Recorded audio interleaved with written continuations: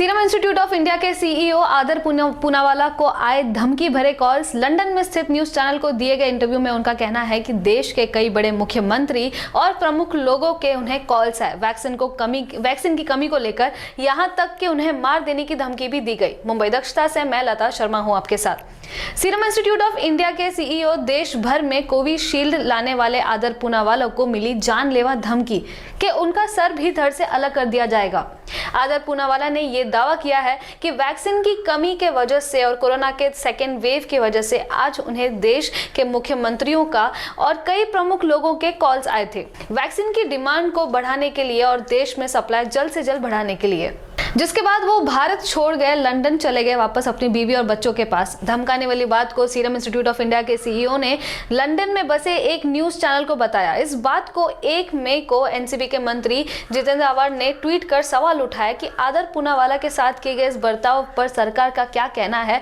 सरकार के पास जवाब किस बात का है, क्योंकि वो भारत छोड़ लंदन में चले गए। वहीं आज ही कांग्रेस के चीफ नाना पटोले ने प्रेस के सामने ये बात रखी कि आदर पूनावाला को उन सबका नाम सामने लाना चाहिए जिन्होंने आदर पूनावाला को धमकी भरे कॉल्स किए, जानलेवा धमकी भरे कॉल्स किए। आदर पूनावाला ने जो स्टेटमेंट किया था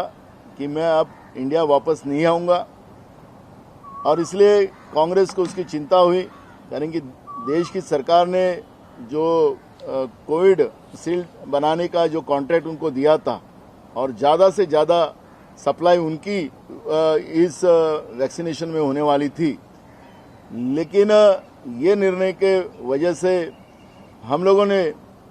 जो भी उनको, क्योंकि उनके स्टेटमेंट में उन्होंने कहा था कि मेरा सिरछेद करने वाले हैं और मुझे बड़े नेताओं ने धमकी दी है, ऐसा जो वक्तव्य उनका आया, तो हमने उनको ये आपके माध्यम से ये बताना चाहते कि देश में उनको कोई भी हाथ नहीं लगाएगा। आज देश के लिए, देश की जनता को बचाने के लिए उन्हें वैक्सीनेशन का काम इंडिया में ही करना है। इंडिया के लोगों को वैक्सीनेशन देना है और उनकी जानें बचाना है।